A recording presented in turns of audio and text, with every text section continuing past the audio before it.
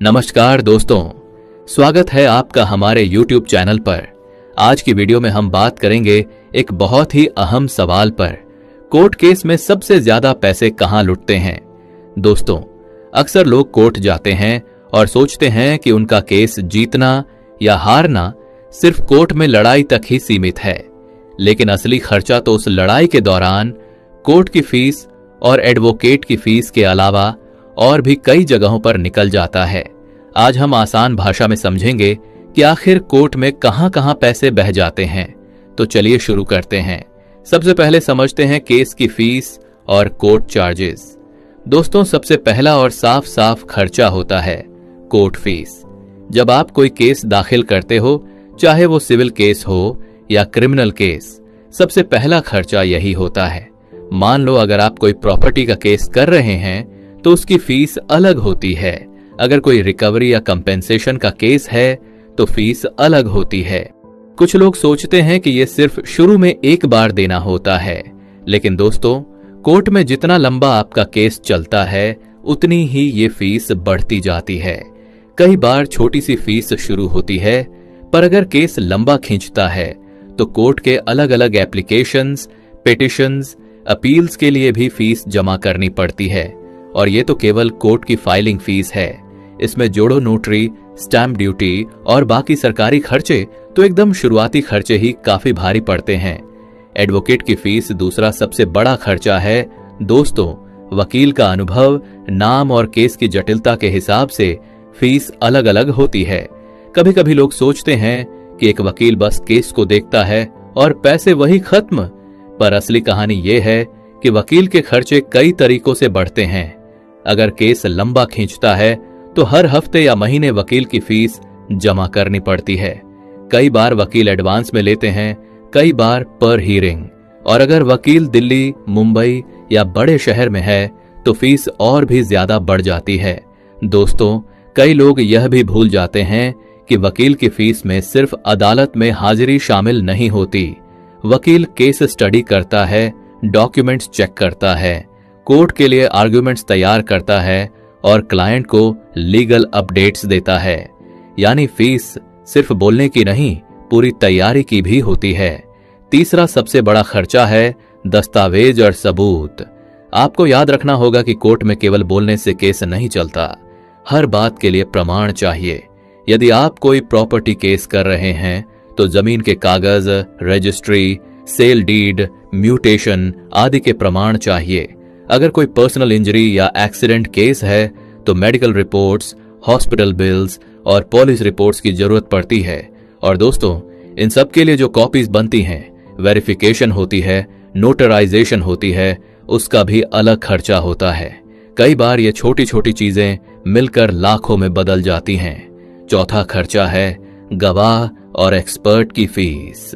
अगर केस जटिल है तो सिर्फ आपके बयान से काम नहीं चलेगा, आपको गवाह चाहिए।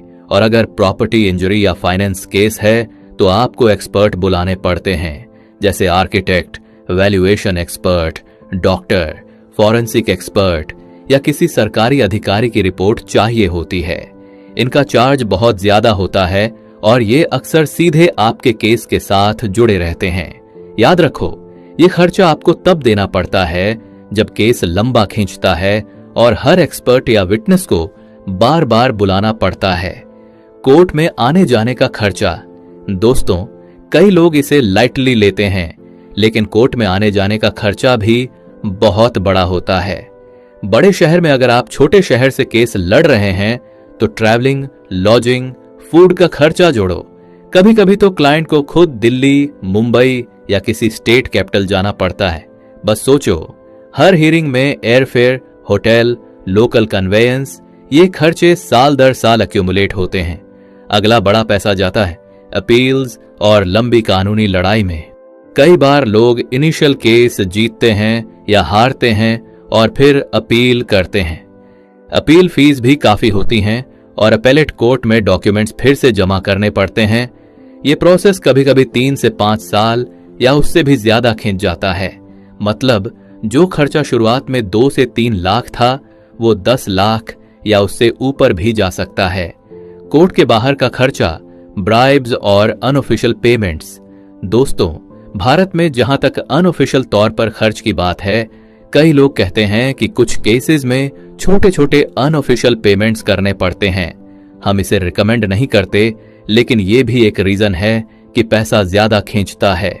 इसलिए हमेशा लीगल, ऑफिशियल और ट्रांसपेरेंट तरीके से ही केसेस लड़ो। मानसिक और समय का खर्चा। दोस्तों, पैसा सिर्फ फिजिकल ही नहीं जाता। एक केस लड़ने में मानसिक स्ट्रेस, समय और प्रोडक्टिविटी का भी भारी नुकसान होता है। अगर आप कोई बिजनेसमैन या एम्प्लॉय हो तो हर हियरिंग के लिए टाइम निकालना, काम से छुट्टी लेना, यह भी एक तरह का कॉस्ट है। समझो, ये इनडायरेक्ट खर्चा भी आपके ओवरऑल पॉकेट को भारी कर देता है। आइए जानते हैं कैसे खर्चे बचाए जा सकते हैं। अब बात करते हैं कि दोस्तों, अगर आप समझदारी से काम करें तो पैसे कैसे बच सकते हैं। पहली चीज, एक्सपीरियंस्ड वकील चुनो, लेकिन बड़े शहर का नामी वकील लेना जरूरी नहीं।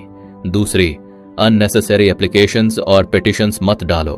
तीसरी, डॉक्यूमेंट्स और एविडेंस पहले से तैयार रखो, बार बार वेरिफिकेशन के लिए एक्स्ट्रा पैसे मत खर्च करो। चौथी, डिजिटल कॉपीज और नोटराइज्ड डॉक्यूमेंट्स का इस्तेमाल करो, ट्रैवलिंग और लॉजिंग कम होगी। पांचवी, मीडिएशन या सेटलमेंट की कोशिश करो। कई बार केस सेटल कर लेना प्रोलॉन्ग्ड लिटिगेशन से बहुत सस्ता पड़ता है। दोस्तों, मैंने कई लोगों के केसेस देखे हैं। कई लोग छोटे डिस्प्यूट के लिए 2 से 3 लाख खर्च कर देते हैं, जबकि मीडिएशन या कॉम्प्रोमाइज से केवल 50 से 60 हजार में निपट सकता था। कुछ केसेस में 5 से 10 साल की लंबी कानूनी लड़ाई में करोड़ों खर्च हो जाते हैं। इसलिए समझदारी से पहले लीगल एडवाइस लो, फिर कदम बढ़ाओ। तो दोस्तों, आज हमने जाना कि कोर्ट केस में सबसे ज्यादा पैसे कहां जाते हैं। सबसे पहला खर्चा कोर्ट फीस और फाइलिंग चार्ज। दूसरा सबसे बड़ा वकील की फीस। तीसरा डॉक्यूमेंट्स और एविडेंस का खर्चा। चौथा विटनेसेस और एक्सपर्ट्स की फीस। पांचवा ट्रैवलिंग, लॉजिंग और पर्सनल खर्चा। छठा अपील्स और लंबी कानूनी लड़ाई। सातवां अनऑफिशियल या इनडायरेक्ट खर्चा। आठवां मानसिक और समय का कॉस्ट।